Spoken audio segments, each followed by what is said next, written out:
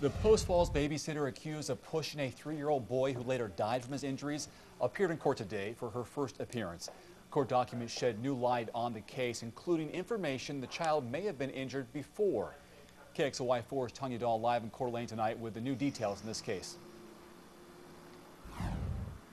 According to these court documents, actually Cohen had been injured under Amanda's care at least 3 different times. He'd run into one of her dogs, run into furniture, and in one case, Cohen's grandmother had actually asked Cohen's dad if Amanda had hit him, and Amanda had denied any wrongdoing.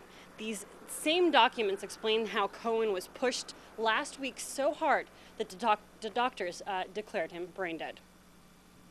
Emotionless and in a daze, Amanda Skogen took a seat in front of a judge in Kootenai County today by video conference. Which murder was committed in the perpetration or attempted perpetration of aggravated battery upon Cohen Johnson by inflicting a fatal head injury or other injuries upon Cohen Johnson.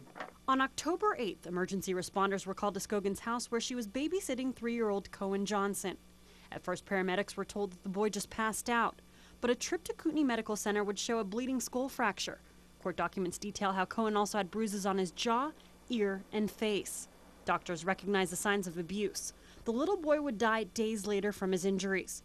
Family friend Kelly Wright says it's been heartbreaking for all who are involved. I just can't imagine losing a child at any age, so my heart just goes out to them. Only after failing a polygraph test and being confronted by the boy's injuries did the 25-year-old woman admit to pushing him. Court documents show how Skogen told detectives Cohen was dropped off at her house with a stomach ache. He threw up while they'd gone out for errands and finally wet himself while taking a nap. A Post Falls police report says Skogen confessed to losing her temper while trying to change him out of wet clothing. According to the report, Skogen explained to detectives that she shoved Cohen with both hands in the chest, knocking him over, and hearing a loud crack when he hit his head on the ground. Skogen told detectives she tried to splash water on his face to revive him before calling 911. I'm going to grant the state's request and set bail at $1 million. While Skogen waits behind bars for her preliminary hearing, friends of the 3-year-old and his family are planning a fundraiser this Sunday to help with medical bills and funeral costs. This has just been such a tragic event for this family and also this community, and there's just been such an outpour of love and support that we just wanted to be behind the family.